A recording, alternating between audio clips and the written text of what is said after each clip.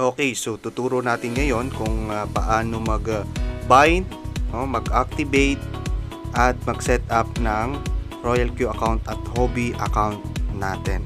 Okay, make sure po na may laman muna ang ating Hobby wallet or Hobby account. Okay? Okay, so ngayon punta muna tayo sa USDT. Okay, so tingnan natin, may laman, no? Okay, so para makapag-withdraw tayo, click mo lang yung withdraw and then click USDT. Yan, so pag first time kang gumagamit, yan, check nyo lang yung lahat tapos confirm. Okay, so TRC20 and kunin natin yung address ng ating Royal Q account. Yan, so punta na ngayon tayo sa Royal Q. Pagpasok niyo po ng Royal Q, yan, ito yung makikita nyo, parang puzzle. Okay, so punta muna tayo sa asset. Yan. So click po natin yung asset. Okay. Yan, and deposit. So copy lang natin yung address para mai-paste natin doon, no, sa ating Hobby account. So paste lang po. TRC20, make sure. Tapos ang ita-transfer natin is 140. Ayan, so 140 kasi may 240 siya, kaya 140 lang yung transfer natin. Pero may bayad yan na 1, kaya ang marireceive niya is 139, no? So confirm lang and click send yung code.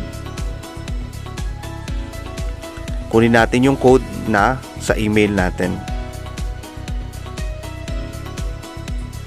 Okay, so pag complete na, abangan natin yan doon sa loob ng ating Royal Q account. So nakita natin na bawas na, no? May natira na lang tayong 100, yung minimum na pang trade natin. So nakita natin dito, meron na siyang laman, no, na 139. Okay, so activate na natin kasi ang gagamitin natin dyan is 120 USDT. So click activate, confirm lang po, check natin kung sino yung referral natin. Check natin yung box and activate, confirm.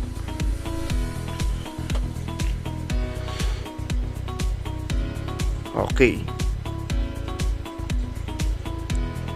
So after naman yan, bind tayo. So API binding lang, tapos Hobby account. Okay, so click natin yon. Doon sa Hobby account natin, trade settings, API management. Okay, so click natin yan. Lagay lang natin dito Royal Q sa note name and trade. Paste natin yung IP address na nakukuha natin doon sa Royal Q account na nakita natin doon kanina. So paste. Sa baba, confirm. Send ulit ng code. So click nyo po yung send, wag nyo pong kalimutan i-click yung send, no. Okay, so ito po, wag muna natin confirm, copy lang natin yung access key, then paste natin dun sa Royal Q account natin. Ganun din yung secret key, kunin lang natin. Yan, paste. Balik tayo sa Hobby account, confirm muna natin. Okay na siya, yung Hobby account. Sa Royal Q naman tayo, kunin natin yung code. Make sure po na click nyo yung send, no. Okay, and bind. Okay na pag nag-green, no? Binded na yan. So ngayon naman, mag-set up tayo ng coin. Punta ka lang sa Hobby. So pili ka ng coin. Ang pipiliin mo dyan yung mataas or yung mataas yung binaba na percentage. Katulad niya ng nakikita natin dyan, no? Click mo yung change at negative 3.78%, no, yung kay EOS USDT. So yan, pipiliin natin. Punta lang tayo dito sa trade setting. Yan, so palitan natin yung first buy-in amount ng 12 kasi yan yung minimum. And then punta naman tayo sa margin configuration. So margin configuration, click natin yan. Palitan natin ng 0.9 para hindi ganun kahaba. 1.8, no.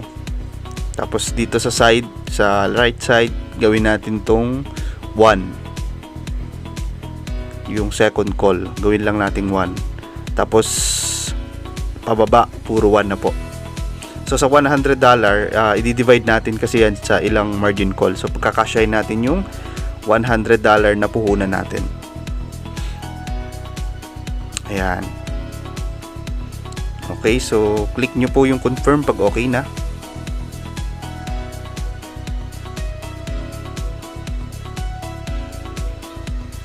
Ayan. Okay, so pag na-confirm nyo na po, mababalik na tayo doon sa pinaka page nya na isi-save mo yung configuration mo. Okay, so double check natin bago natin i-confirm. Yan, confirm natin and dito na tayo. So gawin lang nating 6 kasi sobra, no, kukulangin yung budget nating 100 USDT. Tapos palitan natin yung whole position take profit ratio, gawin natin ng 1.1 para hindi ganong kaba yung paghantay. At yung whole position take profit callback, gawin din nating 0.1 para pag bumaba lang ng 0.1, so magsisell siya. Ganun din yung sub position take profit callback, gawin nating 0.1 and buy in callback 0.3 po. Okay na, so save natin yan para ready na tayong mag-start ng trading. So dito naman strategy mode, click natin yung nasa gitna, tapos click natin yung sub bin mode. Okay, so naka-cycle siya, nakikita natin sa taas. So click na natin yung start pag okay na, then confirm lang. Ayun, so ready to go na, no? Naka-trade na po yung bot natin sa isang coin. Alright, so ganun lang po yung pag-setup ng ating Royal Q account at yung ating Huobi account, no? Paano sila i-bind, paano po mag-setup. Okay, so thank you so much po and God bless everyone.